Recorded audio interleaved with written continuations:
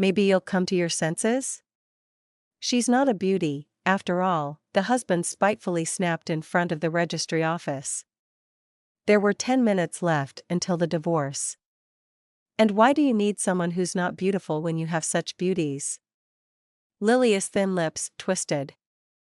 It's all about perspective, interjected an elderly man standing nearby who had overheard their conversation. Just because everything about her is natural doesn't mean she's not beautiful. You should go somewhere far away, old man, the 40-something husband fumed, and then continued, addressing his still lawful wife. Come on, Lilia, let's forget what happened and start over. No, Maxim, I'll never forget what happened. And starting over won't be with you, Lilia replied.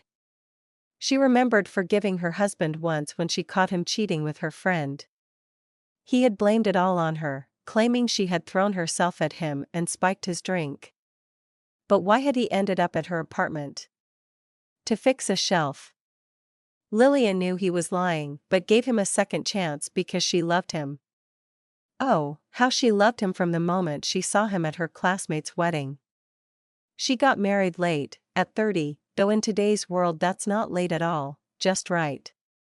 She had a good profession, built a career, started her own small business that provided a stable income. Now she was ready to have children. By the age of 30, Lilia had already been married once, but it was short-lived. They divorced because they weren't compatible, quickly realizing they had no interest in each other. It made sense, she had married because her suitor insisted, urged on by his mother who nagged him about getting married. There was no love in that relationship. But with Maxim it was different. However, even with Maxim, they couldn't build a strong and lasting union. He loved other women too much. Lilia caught him with the latest one, quite banally, in their marital bed, having returned a day early from a business trip. As painful as it was, because she still loved him, she filed for divorce. And what did beauty have to do with it? She had been married twice already. But it amounted to nothing. She longed for a child, but from whom? Lilia had an apartment, a good job, a car, and some money in the bank. She wasn't planning to marry again, fearing another disappointment. The only option left was to have a child for herself. And what could help with that? A vacation romance. Hi, Lilia, I'm calling to offer you a last-minute trip to Tunisia. It's not much, but it's all-inclusive, called her friend, the same one Maxim had cheated with. I heard you're single now. Let's meet up, and I'll tell you how it really was with Maxim and me. No need to justify yourself, Lilia grumbled in response. It's all in the past. And our good relationship is beyond repair. But about the trip, I'll come by for it now. And there they were, luxurious palms on the shore, white sand, and the gentle Mediterranean Sea. The first thing Lilia did was go for spa treatments, which in this country are no worse than in France, but much cheaper.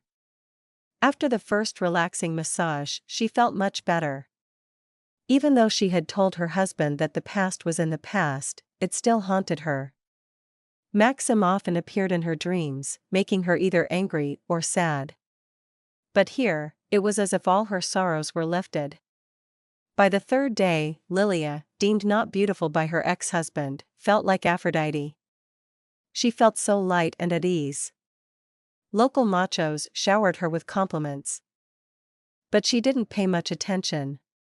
No, she did think about finding a suitable man, preferably with a good physique and blue eyes. Then her child would have gray eyes like hers or blue like the father's. But fate had its own plans. One evening, while walking along the shore and admiring the sunset, she heard a pleasant, velvety voice asking, "What's your name?" She turned around to see a real stunner, an Arab, almost 2 meters tall, with biceps and triceps as if he had stepped off the cover of a fashion magazine. "My name is Lilia," she responded for some reason, even though she hadn't wanted a romance with a local before. "Ilias," he said, extending his hand with a dazzling smile. Well, Ilias it is, Lilia thought, finding it hard to resist him. They continued their walk together and later enjoyed delicious Berber tea with nuts, mint, and sugar at a small seaside cafe. The bill was very affordable, and the young man paid, which Lilia liked since she had a principle of never paying for men or herself when dining out with a man. The next day, Ilias invited Lilia on a date, and they went boating with his fisherman friend. In the evening, they walked by the sea again and kissed. In the morning, Lilia woke up at Ilias' house. He lived in a poor neighborhood, the house was unfinished, and the amenities were partial, with only cold water running from the tap. The decor was sparse but exotic, a colorful rug on the wall. Small embroidered cushions everywhere, flowers in a clay floor vase. Besides him, his mother lived in the house, his father was absent, and his older brother worked in the capital. Ilias himself was temporarily unemployed. He served Lilia chicken with lots of turmeric, which they ate with their hands, as spoons and forks were not customary in this family. As Lilia later understood, chicken and vegetables were the main food for this family, who lived modestly even by Tunisian standards. They started seeing each other regularly, and sometimes Lilia stayed over at Ilias. At first, she would catch a taxi in the morning to return to her hotel. But one day, Ilias suggested they have breakfast together. And they went to the center of the resort town. He paid for the breakfast sandwich and coffee himself and treated her to ice cream in the evening.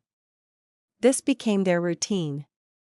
They had breakfast at a cafe, and for dinner, Ilias suggested a picnic on the beach, with excellent local wine and fruits. One morning at the hotel, I decided to count my money, as I was planning to shop.